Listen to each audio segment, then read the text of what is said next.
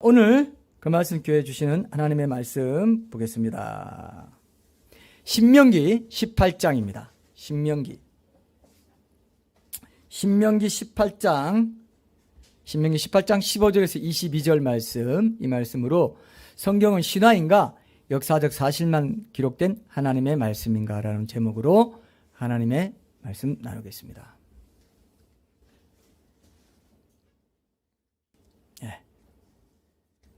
18장 15절에서 22절 제가 읽습니다. 다 찾았죠? 예. 신명기 18장 15절에서 22절. 내 하나님 여호와께서 너희 가운데 내 형제 중에서 너를 위하여 나와 같은 선지자 하나를 일으키시리니 너희는 그의 말을 들을지니라. 이것이 곧 네가 총회의 날에 호렙산에서 내 하나님 여호와께 구한 것이라. 곧 내가 말하기를 내가 다시는 내 하나님 여호와의 음성을 듣지 않게 하시고 다시는 이 큰 불을 보지 않게 하소서. 두렵건대 내가 죽을까 하나이다 하매 여호와께서 내게 이르시되 그들의 말이 옳도다. 내가 그들의 형제 중에서 너와 같은 선지자 하나를 그들을 위하여 일으키고 내 말을 그 입에 두리니 내가 그에게 명령하는 것을 그가 무리에게 다 말하리라. 누구든지 내 이름으로 전하는 내 말을 듣지 아니하는 자는 내게 벌을 받을 것이요 만일 어떤 선지자가 내가 전하라고 명령하지 아니한 말을 제 마음대로 내 이름으로 전하든지 다른 신들의 이름으로 말하면 그 선지자는 죽임을 당하리라 하셨느니라. 네가 마음속으로 이르기를 그 말이 여호와께서 이르신 말씀인지 우리가 어떻게 알리요 하리라. 만일 선지자가 있어 여호와의 이름으로 말한 일에 증흠도 없고 성취함도 없으면 이는 여호와께서 말씀하신 것이 아니요 그 선지자가 제 마음대로 한 말이니 너는 그를 두려워하지 말지니라. 아멘. 어쨌든 이 소크라테스가 태어난 연도도 보통 BC 470년이라고 하는데 그것도 정확하지 않다 이렇게 이제 얘기했죠. 그죠? 근데 성경 속에 등장하는 모든 주요 인물들은 어떻습니까? 정확한 연도를 갖고 있다 이거예요. 이게 여러분 신화면은 이런 일이 있을 수 없는 거죠. 애누리 없이 정확한 그런 출생 연도가 기록되어 있다는 겁니다. 근데 뭐 성경에 나오는 인물들 이야기가 너무 그냥 오래전 일이라가 좀 이렇게 현실감도 없고 신화 속 이야기처럼 느낄 수 있지만 그러나 출생 연도를 보면은 그런 생각이 어때요? 싹 사라진다 이거예요. 이게 아주 중요한 또 맥락이라고 할 수 있습니다. 그래서 이 모든 이야기가 역사적 사실일 가능성이 훨씬 높다 이겁니다. 일단 객관적으로 봐도. 자, 세계 역사에서도 여러분 세계 역사에서도 가장 지혜가 많았던 인물로 알려져 있는 사람이 누군지 아세요? 아까 나왔죠? 솔로몬입니다. 그래서 학습지에도 보면 솔로몬 수학 있나요? 솔로몬 국어 있나요? 자꾸 없네요. 혹시 솔로몬 시리즈 없어요? 이거 오늘 결론이 안 나겠네요. 솔로몬 시리즈 없어요? 솔로몬 하여튼 그래서 뭐 솔로몬 수학 뭐 이런 식으로 내가 어디서 언뜻 본 것 같은데요. 그래서 이 사람의 이 왕의 공식적인 연대는 역사적으로 인정되고 있습니다. BC 970년이에요. BC 970년. 그래서 이 970년인데 열왕기상 찾아보지 마세요. 6장 1절에 보면은 솔로몬이 즉위하고 4년 만에 4년 지나서 예루살렘의 성전을 건축하기 시작했다 이렇게 돼 있어요. 그럼 970년에서 4년 빼면 몇 년입니까? 966년이죠. 모세네요. 네. 죄송합니다. 966년인데 이 966년이 열왕기상 6장 1절에 966년을 말하면서 뭐라고 했냐면은 이때는 이스라엘이 이집트를 탈출한 지 480년 되는 해요라고 돼 있어요. 성경에 찾아보시면. 자, 480년이죠? 그러면 어떻게 돼요? 그러면 출애굽 연도가 어떻게 돼요? 빨리 계산하면은 BC 1446년이에요. 이건 유명한 연대입니다. 이거는 고고학자들도 많이 인정하고 뭐 아니다 뭐 딴 데다 이렇게 말하는 사람도 있지만 이거는 거의 동의한다고 봅니다. 그리고 이스라엘 백성이 이집트에 몇 년 동안 거주했어요? 430년 동안 거주했습니다. 그러면 430년 동안 거주했기 때문에 출애굽기 12장 40절 41절에 보면 그렇게 나오고요. 그러면 야곱이 기근을 피해가지고 가족을 이끌고 이집트에 들어간 해는 BC 1876년이라 이거예요. 1446년에 나왔는데 430년 동안 있었다고 하니까 거기다가 430년을 더하면은 1876년이죠. 그죠? 맞죠? 그리고 그렇게 이집트로 이주에 들어갈 때 야곱의 나이가 130년 130세였다고 창세기 47장 9절에 분명히 나와 있어요. 그죠? 그러면 어떻게 돼요? 야곱의 출생 연도가 어떻게 돼요? 거기다가 130년 더하면 되죠. BC니까. 그러면 2006년이야. BC 2006년. 그리고 이삭이 60세 되던 해에 야곱을 낳았다. 창세기 25장 26절에 또 성경에 분명히 이렇게 기록되어 있어요. 60세에 야곱 낳았으니까 이삭의 출생 연도는 몇 년입니까? 야곱의 출생 연도는 2006년이에요. 이삭의 출생 연도는 몇 년이에요?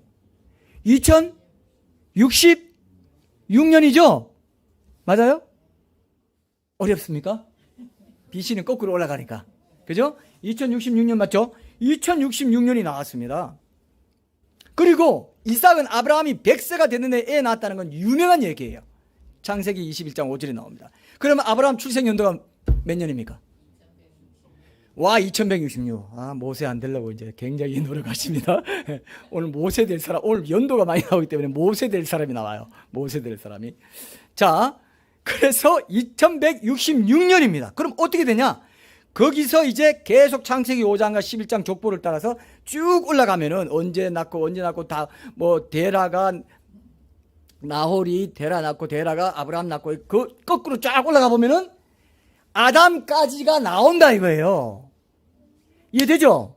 출생 연도가 나오기 때문에 아담의 출생 연도까지 BC 4114년이 나온다. 이런 것들은 이제 전체 그래서 인류 역사가 6000년이고 하나님이 6일 동안 천지 만드시고 7일째에 그죠? 7째 천년에 쉰다. 그래서 어거스틴도 7000년이다. 뭐 이런 식으로 얘기하고 했습니다. 그래서 이건 굉장히 중요한 문제예요. 그래서 지금 이제 6000년이 BC 4114년 이렇게 다 거의 차가니까 이제 이 마지막 때가 돼간다. 이렇게도 이제 볼 수 있는 그런 부분도 분명히 있습니다. 뭐 그거는 이제 여러 가지 신학 논쟁도 있지만 일단 성경적으로 볼 때는 BC 4114년 그 안에 뭐 잃어버린 고리가 있고 뭐 어떤 그런 논리도 있지만 이제 그런 것들 제외한다면 하나님은 분명히 이렇게 해놨다 생각되고요. 노아 시대에 온 땅이 물에 잠긴 대홍수 심판이 일어난 연도도 BC 2458년으로 나온다 이거예요. 예. 그죠? 2458년. 그래서 10장과 11장에 나와 있는 이 초기 인류의 족보는 실제로 문화 인류학계에서 굉장히 중요한 고대 사료로 인류학의 큰 계보로 삼고 있어요. 여러분, 교과서에 인류의 세 인종이라고도 하는데 황인종, 백인종, 흑인종 사실 인종은 하나이기 때문에 이 말은 틀려요. 근데 피부색으로 가르는 경우 있죠. 그죠? 그러면서 무슨 세 족속이 있다고 되어 있습니까? 세계사 기억 안 나요? 예? 니그로죠. 그거는 조금 뭔가 그거는 아프리카계. 예? 셋? 예, 셋 하나 나왔어요. 또 니그로. 그거 맞긴 맞아. 함이 그쪽 계통 니그로 흑인 계통에 많고요. 그 다음에 또 누구예요? 야벳. 노아의 세 아들 이름이 뭡니까? 셈과 함과 야벳인데 세계사 책에 교과서에 인류는 크게 셈족, 함족, 야벳 쪽으로 나뉜다고 분명히 나와 있어요. 찾아보세요. 참고서나 교과서에 찾아봐요. 성경에 나와 있는데 노아의 아들 셋 아들 이름이 어디 나온다고요? 교과서 세계사 교과서에 나온다 이거예요. 그게 바로 이제 인류가 처음에 아시아계, 아프리카계, 그다음에 인도 유럽계 이렇게 해 가지고 셈, 함, 야벳 쪽 이렇게 되어 있습니다. 놀랍죠? 그리고 에베소서 3장 14절 15절에 보면요. 이 셈, 함, 야벳 족속에게서부터 민족이 나와가지고 족장들의 이름이 나중에 민족, 나라 이름이 됐어요. 그게 창세기 10장에 자세하게 나와 있습니다. 근데 이 각 족속에게 이름을 준 분이 누구냐 하면 하나님이라고 사도 바울이 얘기하는 장면이 대목이 에베소서 3장 14, 15절에 있는데 찾아보지 마세요. 제가 읽어볼게요. 이름으로 내가 하늘과 땅에 있는 각 족속에게 이름을 주신 아버지 앞에 무릎을 꿇고 비노니. 누가 이름 줬다고요? 그럼 우리 조선민족, 한민족이라 이름 누가 줬을까요? 그럼 이제 믿거나 말거나 되는데 저는 믿습니다. 왜? 성경이 그렇게 되어 있으니까. 단군 조선을 통해서 조선민족을 내겠다. 조선이라고 이름 짓고 한민족이라 이름 짓고 이런 것들이 분명히 있었을 것이다. 저는 그렇게 개인적으로 생각합니다. 물론 중간에 이렇게 바뀐 그런 것도 있겠지만 애초에 우리 민족의 이름을 주신 분은 하나님이시다. 이렇게 저는 믿고 있어요. 여러분 창세기 10장 한번 펴보세요. 창세기 10장. 오늘 역사적 사실인 게 아주 객관적인 증거라는 거 몇 가지 하고 오늘 끝낼 텐데 아주 중요한 확실한 증거들을 보여드리겠습니다. 이거 보고도 성경 여러 신화 중에 하나가 아니야? 성경이 정말 역사적 기록 남겨져 있는 거 맞아? 이렇게 말할 수 없도록 오늘 그렇게 어떤 비신자도 객관적으로 인정하지 않을 수 없는 그런 증거들을 오늘 좀 같이 나누려고 합니다. 창세기 10장을 쫙 보시면은 이제 노아의 세 아들의 셈은 누굴 낳고 함 누구 낳고 야벳 누구 낳고 이렇게 쭉 나와 있습니다. 자, 근데 여기 보시면 노아 방주가 이제 이 족보를 통해서 이제 노아 방주가 사실이라는 것도 알 수 있죠. 이 노아 방주 후에 노아 방주가 아라랏산에 머물렀다는 거, 그 노아 방주가 아라랏산에 머무른 거 들으셨죠, 그죠? 창세기 8장에 보면 아라랏산 나옵니다. 근데 제가 터키 갔을 때 여러분, 터키를 갔을 때 아라랏산이 어디 있는가 내가 찾아보려고 터키를 막 찾았는데 제가 그때 서부 쪽에 있었기 때문에 찾았는데 터키 버스를 타고 가면서 거기 있는 지도를 봤어요. 지도를 봤더니 마운틴 오브 아라랏이라고 해가지고 표시가 돼 있고 이 아라랏산은 터키 동부에 있습니다. 아르메니아 국경 근처, 그 러시아 쪽 좀 이쪽에 해가지고 아르메니아 국경 근처에 있다고 그 표시가 딱 돼 있고 그렇게 동부 지역에 있다는 걸 내가 본 기억이 나요. 직접 가보지 못했습니다. 터키에 갔을 때 현지에서 마운틴 오브 아라랏이라고 돼 있는 지도를 봤어요. 지금도 있어요, 없어요? 아라랏산이 지금도 있어요. 지금도 그 정상의 빙하에 그 배가 있다는 게 많은 인공위성이나 뭐 나사 사진이나 이런 걸 밝혀주고 어떤 사람은 나바라라는 사람은 거기 들어가서 그 수천 년 된 그 잣나무로 만들어야 되는데 잣나무 끊어와가지고 사진도 찍고 탄소 뭐 그 검사도 해가지고 온 세계가 발칵 뒤집어져 있고요. 여러분 잘 들으세요. 굉장히 중요합니다. 이 족보가 사실인 것과 똑같이 노아 방주가 머물렀던 그 아라랏산 근처로 내려와서 자손들이 살았기 때문에 그 고대 건동 지역이 메소포타미아 문명이라 해가지고 세계 최초의 문명이 거기서 나왔어요. 아라랏산 근처에서 다 나왔어요. 메소포타미아 문명 아시죠?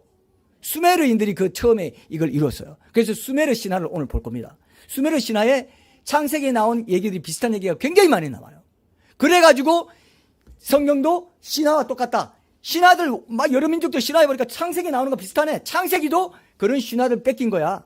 표절한 거야. 그러니까 성경도 신화 중에 하나야라고 말하는데 그 말도 안 되는 소리예요. 그걸 오늘 분명히 밝혀드리겠습니다. 그게 가짜라는 것을. 그게 사탄의 장난이라는 것을. 수많은 사람들이 이런 얘기 듣고 교회 떠난 사람이 아주 많아요. 청년들 특히 많습니다. 지금도 속고 있어요. 신화 중에 하나야. 수메르 신화 중에 하나고 뭐 바벨론 신화 중에 하나고 그런 게 다 성경에 들어온 거야. 성경도 뺏긴 거야. 성경도 신화야. 이렇게 말합니다. 제가 안티기독교 사역 때 옛날에 제가 초반에 연구소 사역 초반에 거기서 막 그 논쟁도 하고 그 안티기독교 대부라 하는 사람 와가지고 우리 연구소에서 막 논쟁도 하고 한 달 정도 이상 막 한 적도 있어요. 그런 사람들이 다 그런 사고를 철저히 가지고 있더라고요.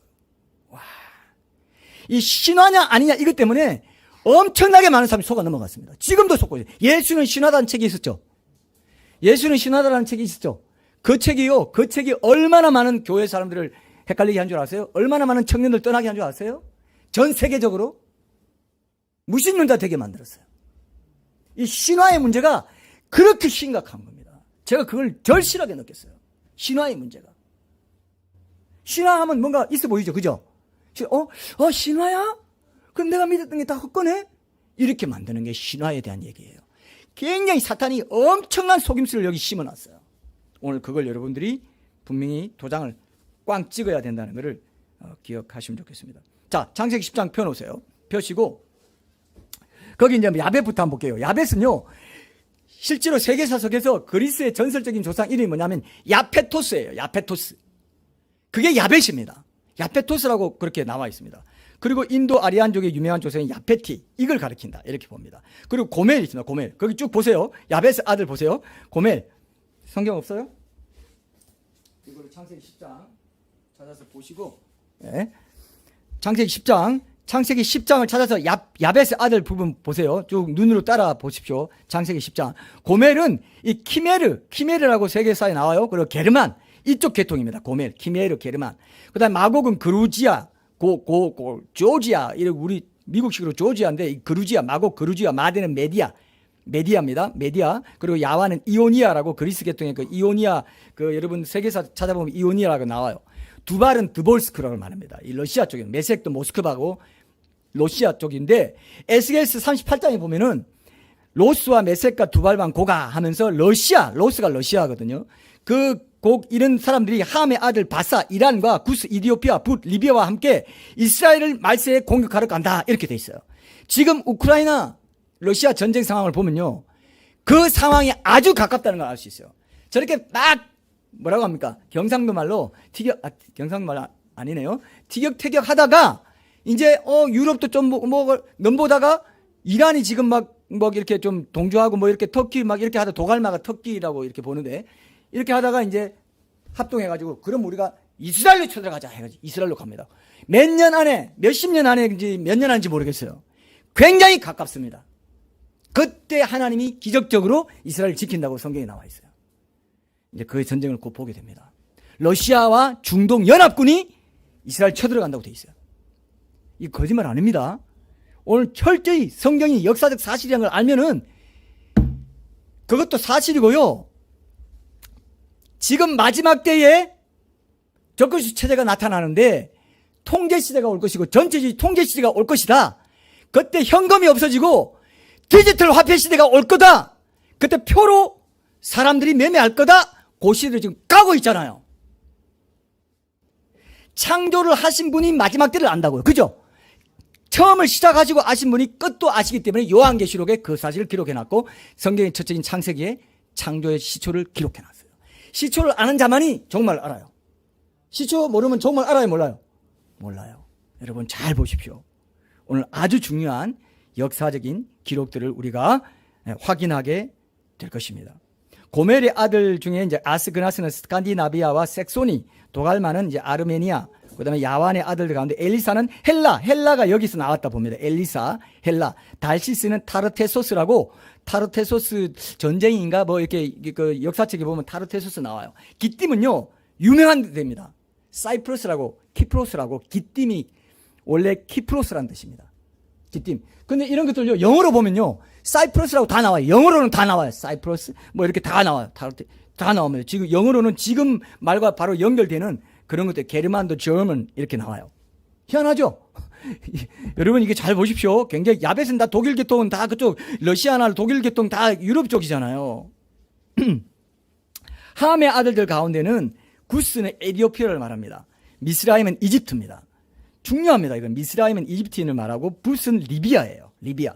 가나안은 이제 팔레스타인인데 여러분 성경에 보면 다윗 시대에 어떤 족속 나와요? 이름 유명한 세자로 된 이름 족속 나오죠? 누구 나와요? 블로 시작하는데 블레셋이 팔레스타인의 옛 이름이다 이렇게 봅니다. 블레셋 팔레스타인입니다. 그래서 팔레스타인 지역의 주 거주민이 블레셋이다 이렇게 보기 때문에 가나안의 아들들 가운데 헷은요.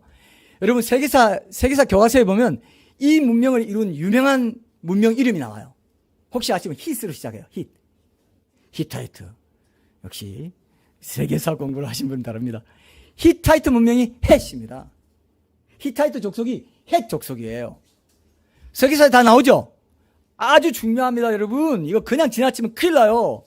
그냥 안 지나치면 여러분 오늘 땡 잡는 겁니다. 땡 잡. 이게 얼마나 중요한지. 문화인류학계에서도 이 창세기 10장을 가지고 계통을 만들어가지고 인류가 이렇게 퍼져갔구나. 이걸 알 정도로 중요한 역사적인 자료입니다. 그 다음에 셈의 아들들 가운데 에벨이라고 나오는데 이 에벨이 히브리예요. 히브리 이름이 에벨에서 나왔습니다. 에벨과 히브리가 연결됩니다. 그래서 히브리고 아수르는 아시리아죠. 아시리아 굉장히 유명하죠. 아람은 시리아입니다. 아람은 시리아고 셈의 자손의 에벨의 이름에서는 히브리라는 이름이 나오고 이 에벨의 자손으로 아브라함이 태어났기 때문에 나홀과 데라를 거쳐가지고 아브라함 태어났어요. 그래서 그 자손들이 히브리 민족으로 불리게 됐어요. 그러니까 히브리 민족은 셈, 함, 야벳 중에 누구 자손입니까? 셈의 자손이에요. 근데 아시아 계통의 민족이라는 것입니다. 근데 여러분, 자, 중요한 게 있어요. 자, 여기 잘 보세요. 창세기 10장 25절에 보면 10장 25절 보세요. 거기 보시면요. 창세기 10장 25절 찾아봐요. 거기 보시면 이 에벨이 두 아들을 낳고 하나의 이름을 벨렉이라 했다라고 되어 있어요. 그죠? 그러면서 뭐라고 합니까? 그 뒤에 벨렉이라 하면서 그 뒤에 뭐라고요? 이때 세상이 어떻게 해요? 나뉘었다라고 돼 있어요. 땅이 나뉘었다라고 돼 있어요. 이게 1914년에 독일의 베게너가 무슨 이동설을 제시했어요? 대륙 이동설입니다. 이건 시험에 나와요. 다음 대륙 이동설을 제시한 사람은 해가지고 베게너, 뭐 아인슈타인, 뭐 이런 식으로. 그럼 뭐가 맞아요? 베게너가 맞아요.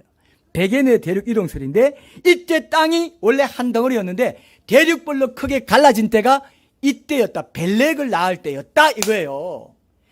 근데 욥기 9장 6절에 보면 찾아보지 마세요. 오늘 뭐 찾아보고 할 시간 없고요. 9장 6절에 보면 그가 땅을 그 자리에서 움직이시니 그 기둥들이 흔들리도다, 이런 말씀이 있고, 시편 60편 2절에도 보면은, 자 여기 보세요. 여기 보세요.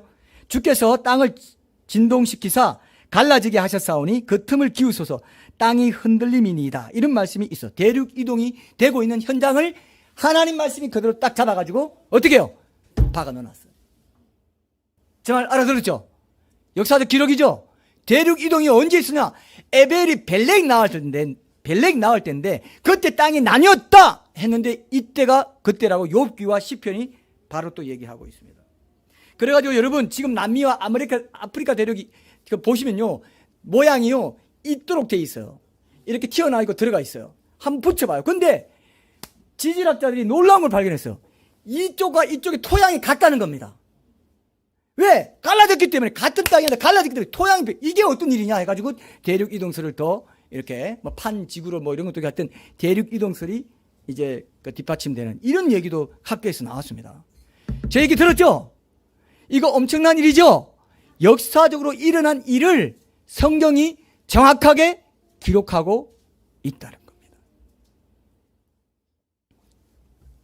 만물의 이치, 지구를 만들고 만물을 만든 그 하나님이 만물의 이치를 다 알기 때문에 만물의 이치에 대한 이런 과학적인 이야기도 성경에는 많이 기록되어 있어요. 성경은 과학책은 아니지만 과학과 관련된 일을 말할 때는 틀린 게 하나도 없어요. 성경은 과학이 아니지만 여러분 이야기 형태로 얘기를 해놨기 때문에 오늘 제가 재미있는 몇 가지 예를 들어드릴게요. 성경에는요 핸드폰이 나와 있어요. 핸드폰 TV가 나와 있어요. 이렇게 말하면 저 어떤 약장사 저거 봐, 저 구라치네. 분명히 안티기독교인들은 오늘 여기 안티기독교인 오늘 여기 있습니까 혹시? 안티기독교인 제가 이렇게 말하면 뭐 핸드폰, TV, 제가 오늘 이건 다 과학자들이 발견해냈고 그걸 검토한 내용들이기 때문에 제가 뭐 이렇게 약장사 하듯이 가져온 게 아니에요. 자 여러분, 그럼 여러분 핸드폰을 제일 궁금해할 것 같은데 욥기 38장 35절 한번 찾아보세요. 욥기 38장 35절.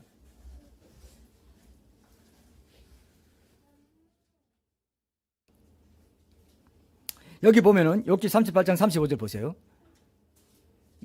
과학과 관련된 거 몇 가지만 찾아드리고 제가 넘어가겠어요. 이게 역사적 기록이라는 사실이 오늘 정말 중요하기 때문에 이런 것만 확인해도 여러분들은 성경이 얼마나 정확한 창조자 하나님의 말씀인지를 알게 될 겁니다. 여기 보면은 네가 번개를 보내어 가게 하되 번개가 내게 우리가 여기 있나이다 하게 하겠느냐 그랬어요. 이건 뭐냐면은 번개가 가면서, 번개는 전기 현상입니다. 과학적으로. 근데 번개가 가면서 우리가 여기 있나이다 하게 하겠느냐, 이게 뭐냐면 네가 전파로 말을 전달할 수 있겠나 이 말이에요. 이해됐습니까? 번개는 전기 현상입니다. 핸드폰은 전화는 다 뭡니까? 전기가 가는 거예요. 전기 신호가 가는 거라고요. 그런데 그게 가면서 우리가 여기 있나이다 라고 말하게 하겠느냐? 말이 전기 신호로 전달되게 하는 그런 것들 네가 아느냐? 그렇게 되는 거 네가 아느냐? 이 말이에요. 이해됐습니까? 정말 중요한 말씀이에요. 이건 과학자들은 이걸 발견해요. 제가 아까 뭐라고 했습니까? 과학으로 무슨 뭐 법칙을 세워가지고 뭐 A 플러스 B는 이렇게 한 게 아니라 이야기로 과학적인 사실을 얘기한 게 굉장히 많아요. 물의 순환도 가늘게 이끌어 올리신 수증기가 돼가지고 다시 땅에 내리고 이런 가늘게 이끌어 올리신 뭐 땅에 뭐 이런 식으로 다 해놨어요. 아모스나 이런 데 보면요. 희한하게 다 그런 거 표현을 해놨어요. 그래서 여기에 욥은 전파에 대해 아는 게 없었습니다. 근데 하나님은 이미 수천 년 전에 욥과의 대화를 통해서 인류의 장래에 등장해가지고 대화를 주고받는 전화나 핸드폰 같은 기기에 널리 활용될 이 전기와 전파의 존재에 대해서 미리 예언하셨다 이렇게 발견해냈습니다. 여러분 놀랍지 않습니까? 번개가 가면서 무슨 우리가 여기 있나이다 합니까? 그죠? 그럴 리가 없잖아요. 이거를 우습게 보면은 뭐야 이거 그냥 번개가 뭐 번개 친 거 아니야? 인화 시킨 거 아니야? 아니에요. 자, 아까 TV도 있다 그랬죠? TV 한번 봅시다. TV 요한계시록 한번 봅시다. 요한계시록 11장 9절 한번 보세요. 요한계시록 11장 9절.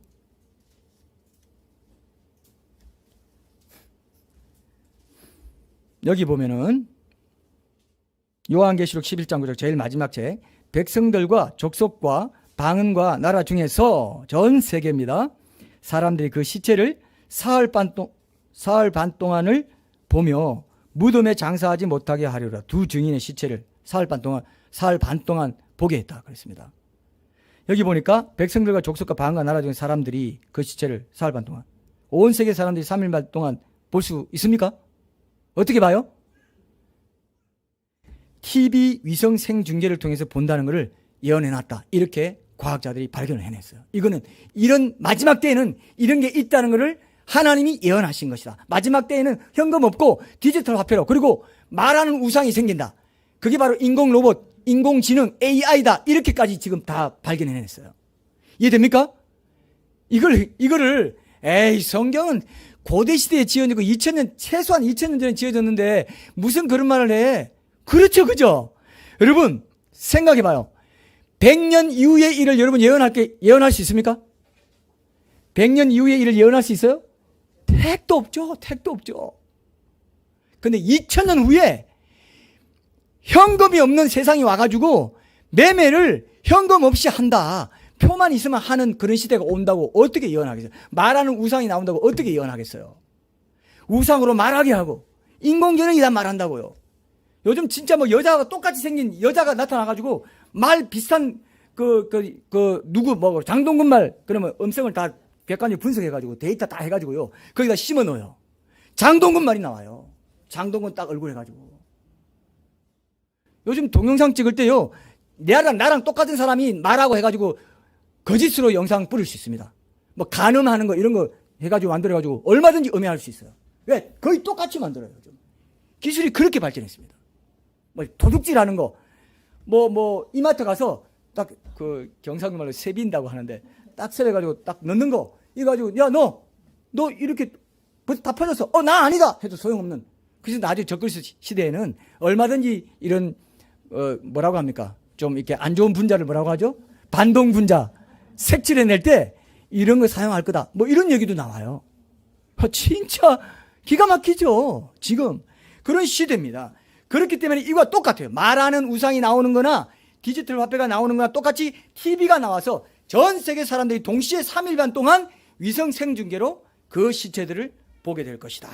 이 얘기를 이제 또 하고 있는 거예요. 성경엔요, 여러분, 예수님이 지구가 자전하는 거 얘기했어요. 이렇게 말하면 뭐야? 아까 제가 이야기 형태로 말했다 그랬죠? 이야기 형태. 자, 마태복음만 찾아보세요. 누가복음만 찾아보세요. 누가복음 17장. 예. 여러분 눈으로 확인을 해보십시오. 누가복음 17장.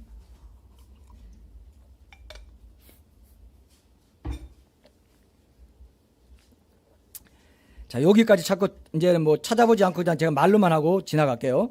여기 보면은 내가 너희에게 이르노니 그 밤에 둘이 한 자리에 누워 있음에 하나는 데려감을 얻고 하나는 버려둠을 당할 것이요 두 여자가 함께 맷돌을 갈고 있음에 하나는 데려감을 얻고 하나는 버려둠을 당할 것이니라. 낮에 일하는 거, 밤에 자는 거, 이게 동시에 일어나는 게 뭡니까? 지구가 자전하기 때문에 낮과 밤이 생긴다는 거예요. 예수님이 이 땅에 오실 때 전 지구상에 동시에 임한다고 했습니다. 그렇기 때문에 동시에 임할 때 낮과 밤이 따로 있을 거라는 걸 정확히 얘기한 거예요. 아니라 하시면 안 됩니다. 이렇게 말할 수가 없어요. 그리고 성경에 보면요, 이건 찾아보지 마세요. 이사야서 40장 22절에 보면 하나님을 가리켜서 그는 땅 위 궁창에 앉으시냐니 그랬어요. 이 궁창을 원어로 보면요, 원이란 뜻입니다.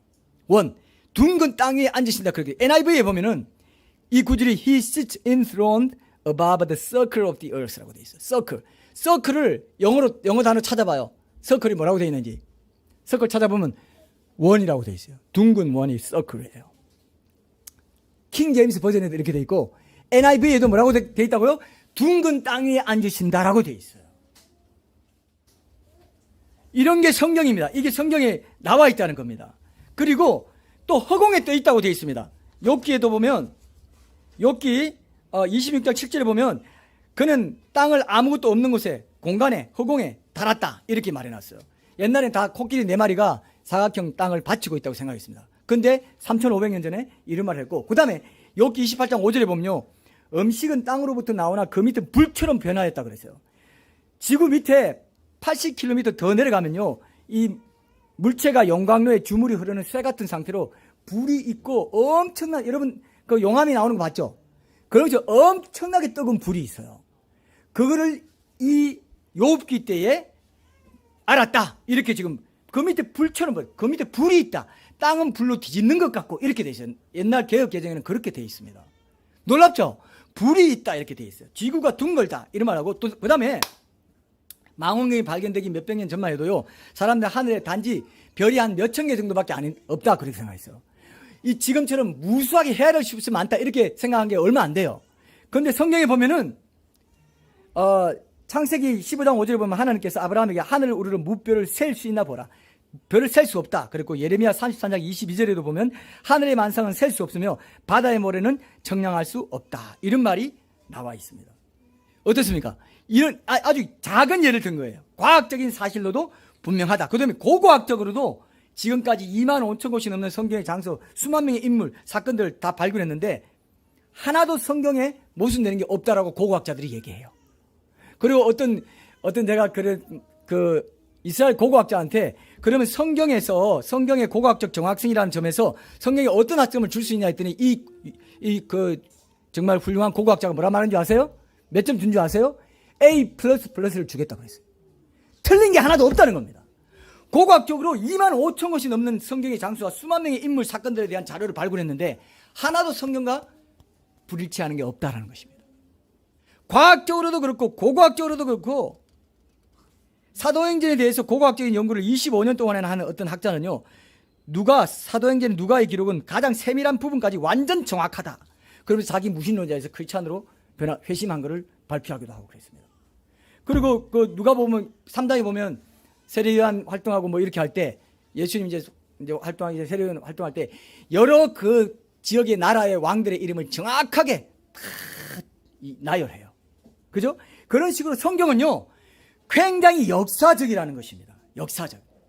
이게 중요합니다, 여러분. 아주 중요합니다. 이걸 이제 기억하시고, 그 다음에 11장에 보면, 여러분 창세기 11장에 어떤 사건이 있습니까? 지금 왜 우리가 영어 배우느라 고생하죠? 왜 일본어, 중국어가 따로 있죠? 바벨탑에서 원인이 거기 있는데 사람들이 바벨탑은 신화다 하고 제껴버렸다 이거예요. 이렇게 말해도 여러분들이, 아니면 비신자들 이렇게 생각해요. 이건 원래부터 민족마다 말이 다른 거 아니야? 원래 그런 거 갖고 괜히 말이야 겁주고 말이야. 그래서 파스칼이 이런 말 했어요. 초자연적인 실명 상태에 있다고. 하나님의 역사가 분명한데도 원래 일본어 있고 다 말 다른 거 아니야? 원래는 뭐라고요? 원래는 말이 온 땅의 구음이 하나요, 언어가 하나라고 됐어요.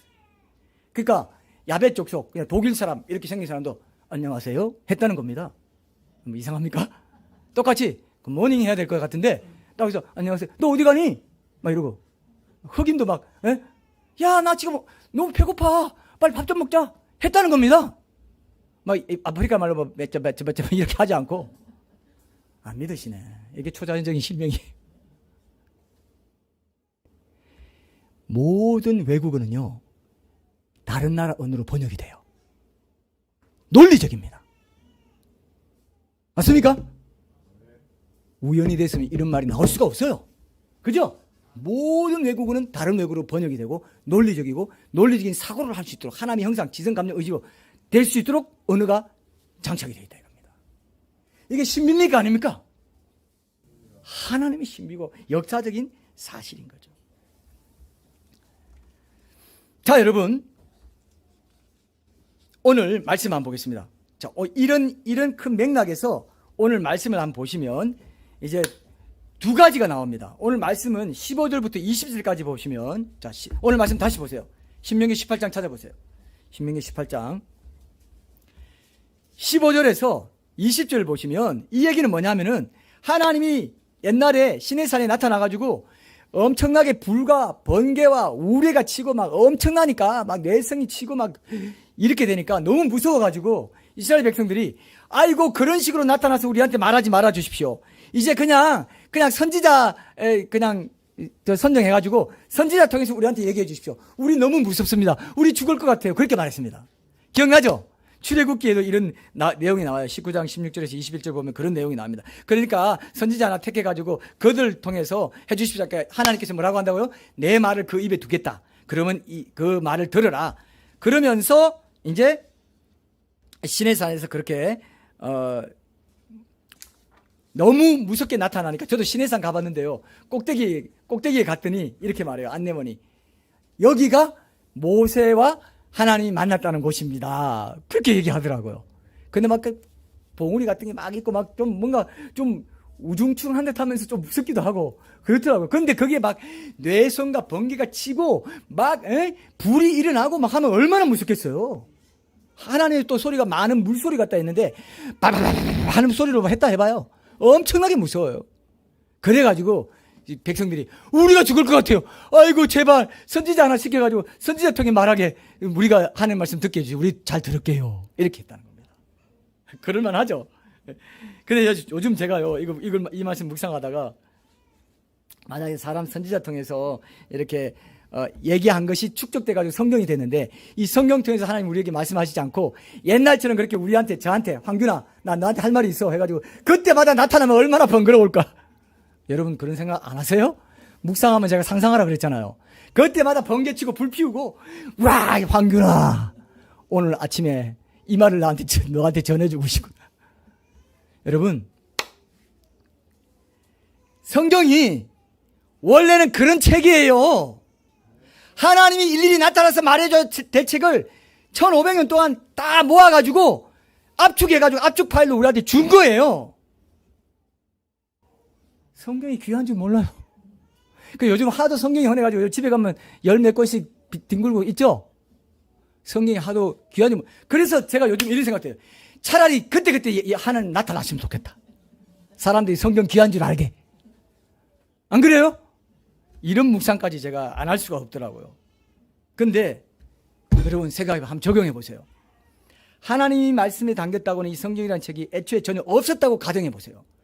전 세계를 온 우주를 만들고 나를 모태에서 만든 하나님이란 존재가 뭔가 그 창조나 이런 역사에 대해서 말해놓은 책이 있단다라고 이 시대에 들었다 합시다.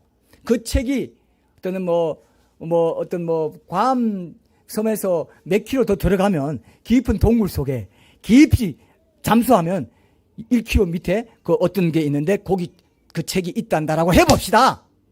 그럼 그 책 보고 싶을까요? 안 보고 싶을까요? 안 보고 싶은 사람은 제정신이 아니죠. 보고 싶겠죠? 도대체 어떻게 만들었다는 거야? 정말이야? 그런 책이 있기나 해? 그러겠죠?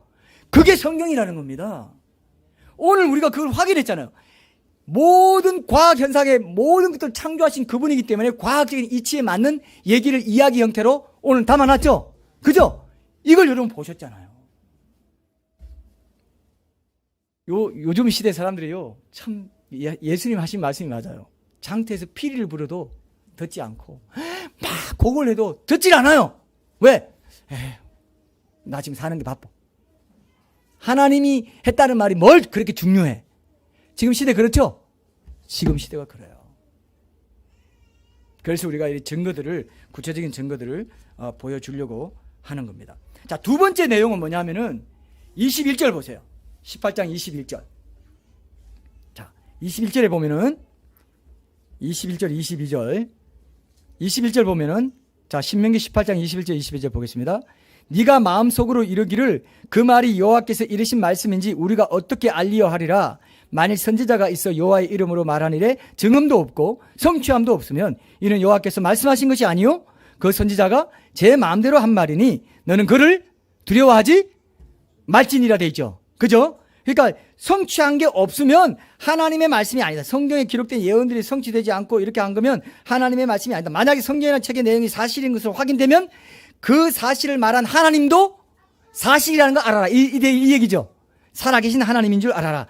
이 얘기입니다. 근데 사람들이 뭐라 합니까? 성경도 신화 중에 하나고 여호와 하나님도 이스라엘의 민족신이 하나야. 각 민족마다 민족신이 있는데 그 민족 유대 사막신이야. 이렇게 지금 얘기하고 있다 이거예요. 그걸 오늘 딱 하나만 예를 들어가지고 얘기하고 결론을 맺을게요. 아까 수메르 신화가 있다 그랬죠? 수메르가 여러분 수메르가요.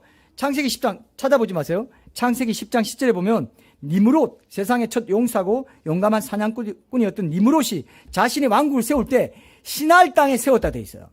그리고 여러분 바벨탑이 어느 땅에 세워진지 아세요? 시날 땅에 세워졌다 했어요. 이 시날이 수메르입니다. 시날이 수메르와 뜻이 똑같아요. 이해됐죠? 시날 땅이 어디라고요? 수메르고 수메르 문명이 수메르인들이 최초 메소포타미아 문명을 최초에 일으킨 사람들입니다. 수메르 사람들이 그래서 최고로 오래된 민족 그 사람들이에요. 제 말 알아들었죠? 그래서 수메르 신화가 최고 오래된 신화로 인정해 준다 이거예요. 수메르 신화가. 제 말 들었죠? 자, 보세요. 그래서 시날 땅의 바벨, 에렉, 아갓, 갈레에서 니므롯이 이제 그 시날 땅에 그 왕국을 세워 나갔다 돼 있는데 그게 이제 시날이 수메르다. 그래서 이 메소포타미아 문명은 BC 5000년경에 시작됐다고 보는데 이 수메르인들은 BC 3300년부터 인류 최초로 문자를 사용했고 도시를 세우고 그래서 지금 이 니므롯의 영향으로 도시국가가 나오고 지구라트라고 신전도 세우고 이렇게 알려져 있습니다. 여기서 이제 처음에 신화가 나왔어요. 근데 여러분 제가 오늘 신화의 계보를 말씀드릴게요. 자, 잘 보세요. 수메르 신화에서 바벨론 신화가 나왔습니다.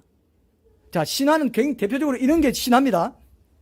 그 다음에 이 수메르 바벨론 신화의 영향을 받고 그리스 로마 신화가 나왔어요. 이 네 개만 알아도 신화의 모든 패턴과 내용을 알 수 있습니다. 수메르 신화에서 뭐가 나왔다고요?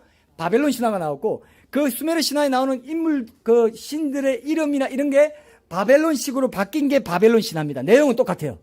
그 다음에 그리스 신화에 나오는 신들의 이름이 로마 이름으로 바뀐 게 로마 신화고 내용은 똑같아요.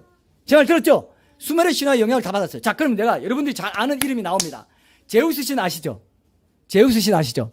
이 그리스 신화에 나오는 주신이 제우스 신인데 로마 신화로 가면 이 신이 어떤 이름으로 바뀌는지 아시는 분? 굉장히 유명한 이름이에요. 우리나라 성에도 있어요. 주시라고. 주피터예요. 다 들었죠? 그리스 신화의 제우스가 누구라고요? 로마 신화의 주피터예요. 그 다음에 우리 굉장히 또 잘 아는 미의 여신 아프로디테가 있어요. 아프로디테가 로마에서는 뭐라고요? 비너스예요. 이거 알면 신화 이제 딱 깨게 돼요. 그 다음에 아르테미스라고 사도행전에는 나와요. 에베소에 갔더니 크도다 아데미 신상을 막 짓고 여신상, 그게 아르테미스예요. 그게 그리스 신화에서 그 아르테미스가 여러분 유명한 영국 사람이 이 이름이에요. 혹시 아시는 분? 아르테미스가 로마 신화에서는 무슨 이름으로 여신 이름으로 불리게요? 이 사람 죽었습니다. 갑자기 죽었어요. 굉장히 유명한 여자였어요. 왕비라고 하나요? 왕세자비. 다이아나입니다. 다이아나입니다. 우리 문화에 이 신화가 많이 들어와 있어요. 그 다음에 에로스가 이제 연애하고 그런 에로스의 신이 그리스 신이 뭐로 바뀌었을까요? 유명합니다. 이 화살은 큐피드예요. 그래서 에로스는 큐피드고. 됐죠? 이것만 알아도 여러분 수메르 신화, 바벨론 신화 똑같고 내용은 똑같고 이름만 바벨론식으로 바뀌었다. 내용은 똑같다. 그리스 내용은 똑같고 이 신화의 영향을 받아가지고 그런 그 패턴을 갖고 있고 내용을 갖고 있고 그 다음에 신화가 내용을 갖고 이름만 로마식으로 바뀌었다. 이렇게 알고 있으면 돼요. 그래서 이제 그 수메르 신화를 보시면 여기 보면 태초의 창조 이야기부터 에덴 동산 얘기도 나오고 에딘이라고 했죠. 지난번에 봤죠. 에딘. 수메르 사람들에게서는 에딘이라고 됐다. 에딘이라고 하고 이름까지 비슷하죠. 선악과로 인해서 타락하고 노아 대홍수 바벨탑 이야기까지 나와요. 1880년에 대형 박물관에서 일하던 조지 스미스라는 학자가 메소포타미아의 창조 신화라고 하는 이 에누마 엘리시를 출판했는데 그때 갈대아의 창조 이야기라는 제목으로 펴낸 그 7개의 토판 문서에 총 1100행의 서사시를 담았는데 이것이 이제 주전 1900년부터 구전으로 내려오다가 주전 BC 1100년경의 문서로 고정됐다. 이 내용이 창세기 1장과 아주 비슷해요. 그러니까 의심받겠죠? 자, 그 내용을 한번 한두 가지만 보고 우리 오늘 결론으로 가겠습니다. 자, 수메르 신화에 보면 세상 창조 얘기가 나와요. 이렇게 되어 있습니다. 위로 하늘이 아직 이름으로 불리지 않았고 아래로 땅이 이름으로 불리지 않았을 때 태고의 압수 그들의 아버지 그리고 그들 모두를 낳은 모체 티아맛이 그들의 물을 하나로 섞고 있었다. 그때에는 들판도 형성되지 않았었고 갈대밭도 찾을 수 없었다. 어떤 신도 나타나지 않고 어떤 이름으로 또 불려지지 않았고 운명도 결정되지 않았을 때 신들이 그들 가운데서 창조되었다. 이렇게 신이 신을 낳아요. 그리스 로마 신에도 계속 이런 얘기 나옵니다. 그런데 하나님을 창조할 수 있다 없다? 없다 그랬죠? 제가 지난번에 얘기했죠? 그 가짜예요. 가짜 신이에요. 신이 신을 낳고 또 어떤 신은 자기가 태어났다 그래요. 그러니까 이게 다신론이고 진화론적이고 이미 물이 있는 데서 뭐 나왔다 했기 때문에 이거는 완전히 아무것도 없는 무에서 낯익에서 창조된 거는 성경밖에 없어요. 처음부터 유일신이 있는 건 성경밖에 없어요. 낯익에서 완전히 창조된 건 성경밖에 없고 다 진화론적인 세계관을 바탕으로 다른 종교나 신화에 창조 얘기가 있다는 걸 기억하십시오. 이해됐죠? 딱 차별화가 됩니다. 유일신이고 인격적이고 거룩하고 그들은 막 제우스도요 질투하고요 여자들과 성관계 맺고 뭐 이런 거 다 하면 그건 뭐 무슨 심판하는 하나님 되겠습니까? 안 되죠. 계속 그런 얘기 계속 나와요. 신을 낳고 신을 죽이고 뭐 이런 얘기. 유일신이 아닙니다. 그리고 폭풍신, 태양신 하면서 이 자연 만물에 있는 범신론적인 신관을 다 갖고 있어요. 그래서 이 수메르 신화도 그렇고 다 성경과는 아주 딱 그 구별이 되는 이런 신화의 그런 패턴을 갖고 있습니다. 그리고 이제 뭐 이 수메르 신화의 영향을 받은 그리스 신화에도 창조 신화가 나오는데 뭐 여러분 잘 아는 카오스, 가이아, 에로스 이런 신들이 나타나가지고 이 신도 이제 뭐 가이아가 어둠의 혼돈 속에서 태어난 신이 또 창조를 해요. 여러분 가능합니까 그게? 이런 식으로 아주 그냥 우화 같아요. 그야말로 신화스러운 얘기들이에요. 비교가 안 돼요. 성경하고는. 성경처럼 이렇게 연대가 있고 인명 지명이 다 살아있고 지금도 유프라테스강 확인되죠. 에덴이 있고 티그리스강 확인되죠. 인명 아라라산 확인되죠. 이런 책은 이런 신화는 없습니다. 그런데 그 신화를 성경이 뺏겼다고 하니 얼마나 엄청난 거짓말이냐 이거예요. 여러분 오늘 확인하셨죠? 과학적인 이치도 여기 담겨있고 이런 건 없어요. 이런 책은 없어요. 신화는 여러분 신화는 딱 봐도요 그냥 시로 서사시를 만들어 놓은 거야. 수메르 신화 왜 만든지 아세요? 다 정치적인 의도로 그 당시 함무라비 대왕이 그 당시에 뭐 어떤 그 왕들의 질서 이런 걸 만들려고 신화를 만들어가지고 정치적인 의도로 그런 의도로 어떤 신화를 이렇게 조작한 거라고. 원래 있어오던 얘기를 거기에 끼워 맞춰가지고 자기 의도를 집어넣어가지고 신화가 다 그런 식으로 만들어져 있어요. 제 얘기 들었죠? 근데 성경은 이 얘기의 목적이 뭡니까? 모든 인류가 구원받고 지금 각자 개인에게도 영원한 삶과 죽음의 문제와 직접 연관된 얘기를 하고 있죠? 맞습니까? 완전히 질이 달라요. 꼭 기억하세요, 여러분. 성경은 신화일 수가 없어요. 신화는 지명, 인명 없어요. 아라라산 뭐 이런 거 없어요. 너무나도 확실한데 그런 것들을 다 거짓말로 돌려버리고 있는 것이 지금 신화가 성경 비슷하지 않냐 이런 식으로 말하고 있다 이겁니다. 수메르 신화에도 에덴 동산과 타락에 대한 얘기 나와요. 그 엠메카르와 아라타의 주인이라는 시에 보면은 처음에 모든 사람들이 엔릴신 수메르 만신전의 최고신인데 한 언어로 찬양을 드리다가 그래서 언어가 하나였다는 건 또 남아 있어. 그래서 여러분 오늘 내가 결론적으로 제시하는 중요한 말을 꼭 들으셔야 돼요. 아직 결론이 안 나왔습니다. 중요한 이런 게 부분적으로 들어 있어요. 각 신화에 성경 창세기에 나오는 얘기들이 부분적으로 들어 있습니다. 희한하게 창조 얘기도 나와요. 창조 얘기도 어디 나오냐면요. 수메르 지하수의 신 엔키가 새로 난 과일을 먹었기 때문에 그 땅의 여신인 닌후르삭으로부터 저주를 받다. 이게 선악과 얘기도 나와요. 그죠? 그런데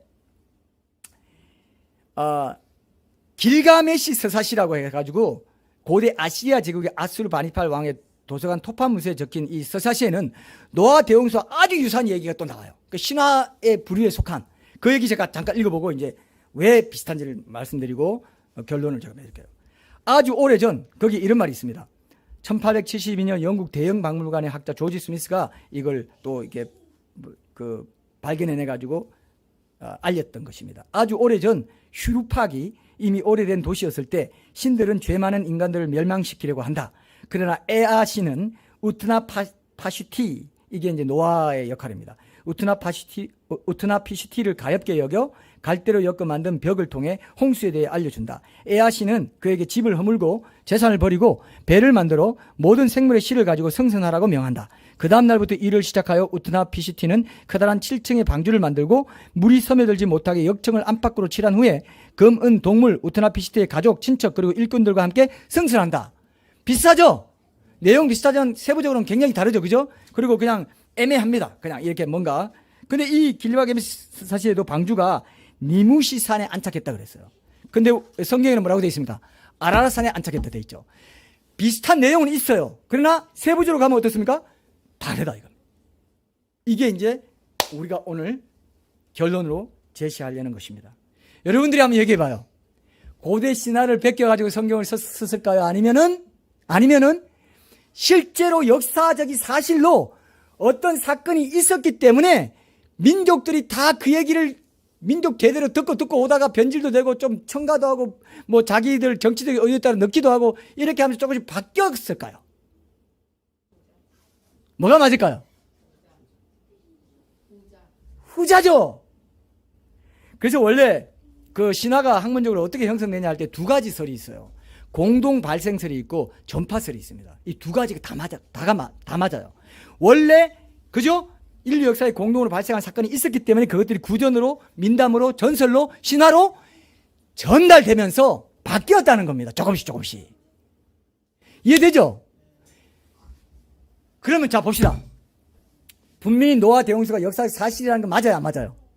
오히려 그런 비슷한 내용의 신화들, 그런 민족들의 민담, 전설 이런 것들이 역사적 사실로 한번 일어났다는 걸 증거해주는 증명 자료가 되죠? 맞습니까? 여러분 이게 아주 중요해요. 왜냐하면 우리 자녀 세대들이 떠나간다니까요. 자녀 세대들이 이 얘기 듣고 어디 엉뚱한 얘기 듣고 와가지고 에이 내가 모태신앙인데 다 구라였어. 성경도 신화 중에 하나야. 제대로 보지도 않고 연대 이런 거 다 안 보고 역사적 사실 이런 것도 안 보고 제껴버린다 이거예요. 왜? 사탄은 그런데 명수입니다. 한번 딱 듣고 모든 걸 딱 엎어버려요. 엎어버리게 만들어버려요. 심리적으로. 이해되죠? 그래서 제가 이 영상을 우리가 남겨가지고 이거를 청년들에게나 우리 다음 세대에게나 오늘 졸았던 사람들, 오늘 잠잤던 사람들, 반드시 부모들 반드시 듣게 왔어요. 예. 노아 방주에 대한 전설이나 신화도 전 세계 250여 개 나라의 성경 창세기와 거의 비슷한 얘기가 나와요. 그리고 중국 신화에는요 이름도 비슷해. 누아예요. 배선자가 그 노아 대홍수 누아 신화에서 나왔어요. 배선자가 어떻게 돼요? 우리 중국인 출신. 오늘 잘 됐네. 딱 만났네. 오늘 딱 맞아. 오늘 딱 왔어. 예. 배선자 어떻게 돼요? 자, 그려보세요. 배선자 배주자에 옆에 뭐라고 돼 있어요? 8 식구라고 돼 있죠? 누아의 8 식구입니다. 대홍수만 해도요. 대홍수에서 창세기 있는 내용 그대로가 성경 그 한자로 돼 있는 게 얼마나 많은지 몰라. 깜짝 놀랐어요, 저는. 그 책도 나와 있어요. 여러분, 창세기에 있는 얘기 중에 흙으로 사람 만들었다 돼 있죠? 사람 생명은 흙에서 나왔다 해가지고 생자를 보세요. 사람은 토에서 나왔다.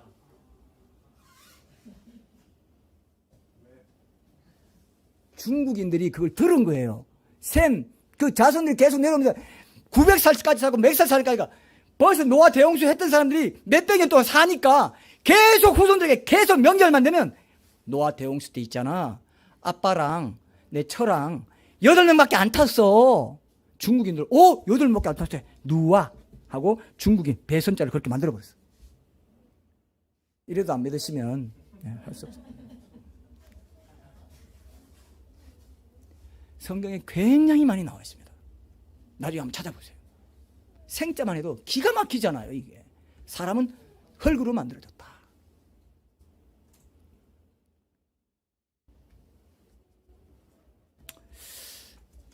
여러분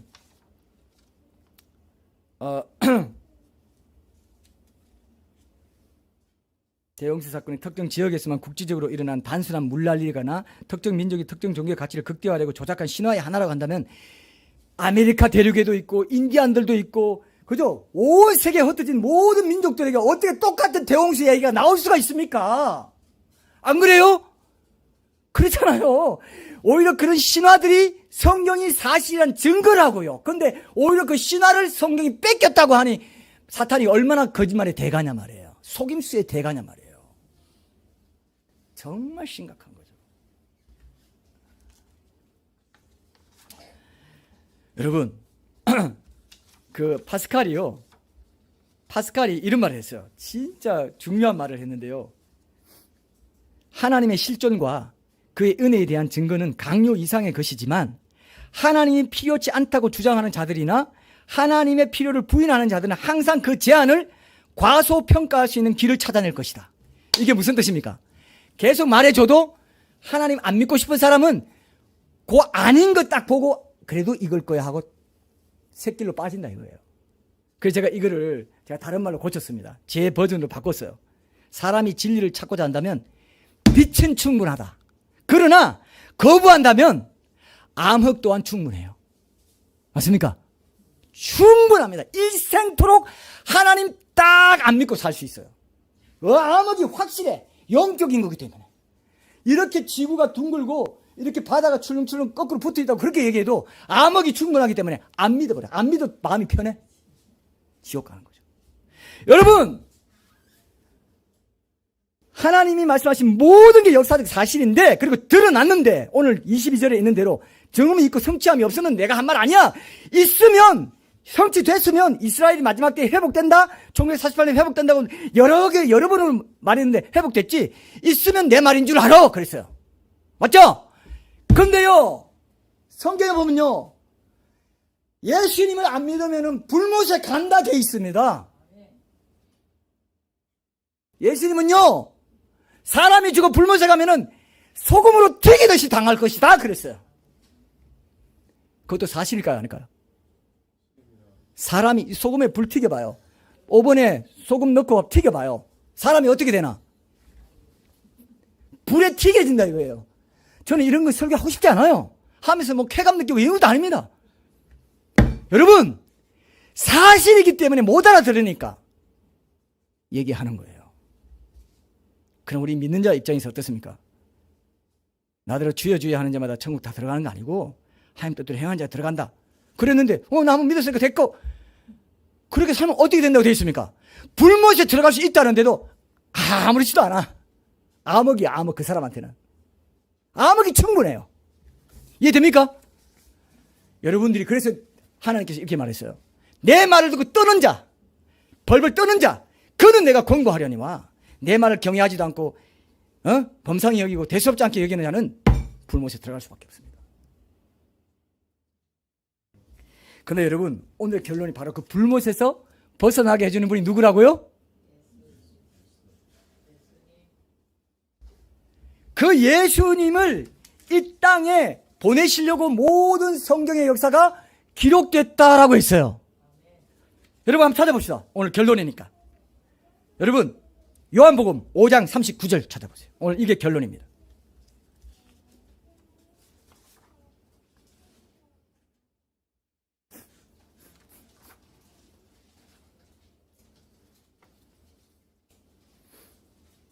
요한복음 5장 39절. 제가 읽을게요. 너희가 성경에서 영생을 얻는 줄 생각하고 성경을 연구하거니와 이 성경이 곧 누구요? 내게 대하여 증언하는 것이니라. 오실 메시아 대망사상, 그죠? 선민사상, 메시아 대망사상, 유일신 사상. 그게 유대민족을 딱 택해가지고 하나님이 자기를 드러낼 방법으로 제일 좋은 방법은 역사적으로 드러내야 되겠다. 유대민족을 딱 택해가지고 에벨, 히브리 그 자손으로 나홀, 데라 거쳐가지고 아브라함 택해가지고 아브라함 자손을 만들어가지고 세상 중앙에 거하게 했어요. 에스겔서에 보면 세상 중앙에 거한다고 되어 있어요. 그 여러분 이스라엘 찾아보면요, 세상 중앙에 딱 거예요. 남미 아메리카하고 이렇게 딱 하면요, 세상 정중앙에 있어요. 거기에 BC와 AD를 가르는 그 2022년 전에 딱 비포 크라이스트 하는 그 시기에 시공간의 중심에 하나님이 직접 사람 되어 오시려고 모든 성경 역사를 기록하게 했다 이거예요. 그리고 정확하게 와서 나를 하나님 떠난 그 인류 최초의 선악과의 그 엄청난 그 실수를, 죄악을 건져내기 위해서 예수님이 모든 사람의 구세주로 와서 지금 내 문제하고 직접 관련된 것이 이 성경의 주제라는 겁니다. 다른 주제가 없어요. 이해되죠? 얼마나 성경이 중요한지 몰라요. 모든 사람 각자에게 중요하기 때문에 지금 여러분들 초대해가지고 온라인, 오프라인 이렇게 듣게 하는 거예요. 아니면 불못이 있기 때문에, 불못도 사실이기 때문에. 지금 마지막 때가 되니까 여러분 코로나니 뭐니 하면서 통제 시대로 가는 분위기를 보세요. 이걸 보면서도 아닐 건데, 뭐 있을 건데, 요렇게 딱 하게 만들어놨다니까. 신학적으로, 교리적으로 딱딱딱 속여가지고. 얘기 이해됩니까? 눈을 뜨세요. 눈을 뜨셔야 돼요. 여러분, 제가 오늘 이 말씀 준비하면서 묵상할 때 이걸 하나 깨달았어요. 성경에 있는 모든 예언이나 이런 아까 과학적인 사실, 고고학적인 사실, 모든 게 역사적 사실인 이유는 뭐냐면은 그 모든 게 예수님을 지향한다 그랬죠. 그죠? 이유는 뭐냐면 예수님이 역사적 실존 인물로 오시는 것이 아주 역사적으로 굉장히 분명한 사실적인 진리이기 때문에 그 모든 것도 사실적인 진리일 수밖에 없어. 이해됐습니까? 이해됐어요? 하미자매님 이해됐어요? 원래 하미자매님은 빨리 돌아가기 때문에 이해를 바로 하시는데 이거 이해하시면 오늘 땡 잡았어요. 성경의 모든 내용이 예수님을 지향하고 있기 때문에 예수님을 목적으로 하기 때문에 모든 것이 내게 대해 정언하는 것이기 때문에 예수님이 역사적 사실 인물이고 실존 인물인 그 모든 것에 성경의 기록인 모든 역사적 사실인 근거가 있다 이거예요. 그것이 사실인 이유가 있다 이거예요. 목적이 거기 있다 이거예요. 그렇기 때문에 예수님이 역사적 사실이면 그 모든 다른 내용도 역사적 사실일 수밖에 없다 이거예요. 이해됐습니까? 이걸 발견했어요. 와, 하나님 맞습니다. 이게 생명이네요. 그러니까 예수님 만나면 모든 만난 거예요. 성경 다 만난 거예요. 성경의 모든 사건이, 모든 인물이 나에 대해서 구속에 대한 이야기, 요셉도 내 얘기, 모세도 내 얘기, 다윗도 내 얘기, 그렇고 다 성화의 과정, 야곱 다 내 얘기구나 들어와 버려요. 맞습니까? 예수님이 들어오면 누가 들어온다고요? 모든 성경 인물이 다 들어와 버려요. 모든 성경 사건이 다 들어와 버려요. 모든 말씀이 다 내 구속에 대한 말씀이야. 생명의 말씀이 돼버려요. 살아 꿈틀거립니다. 그것이 나를 천국으로 인도해요. 불못이 안 떨어지고. 맞습니까? 그래서 예수님이 뭐라고 하세요? 요한복음 17장 3절에서 여러분 찾아보시고 바로 옆에 있으니까 찾아보세요. 17장 요한복음 17장 3절 보세요. 영생은 곧 유일하신 참 하나님과 그가 보내신 자 예수 그리스도를 아는 것이다 했어요. 친밀하게 부부관계가 안다 그랬죠? 기노스코. 이거는요 그냥 뭐 정보 차원에서 그런 게 있었구나 아는 이게 아니에요. 내 모든 걸 던져서 아는 거예요. 관계예요. 인격적인 관계라고요. 이게 구원입니다. 이해되십니까? 이게 결론이에요. 오늘 예수님을 영접하고자 하시는 분들은 이 사실을 알고 영접하셔야 돼요. 그런 게 있었구나. 사실이네. 역사 사실. 예수님도 그렇지. BC의 일이 그래 알았어. 끝나는 게 구원 아닙니다. 맞습니까? 안다는 건 뭐라고요? 관계를 맺는 거고 내 모든 걸 던져서 하나님과 교제하는 거예요.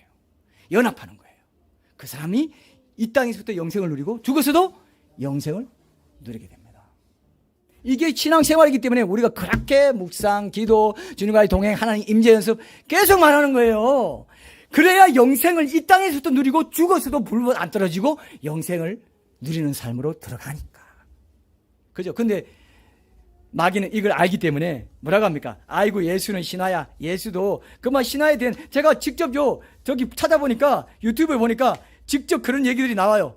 아이고 호루스 신이 12제자 얻었고 그도 12월 25일에 태어났고 그 다음에 죽었다가 부활했고 했고 동정녀 탄생 다 있어요.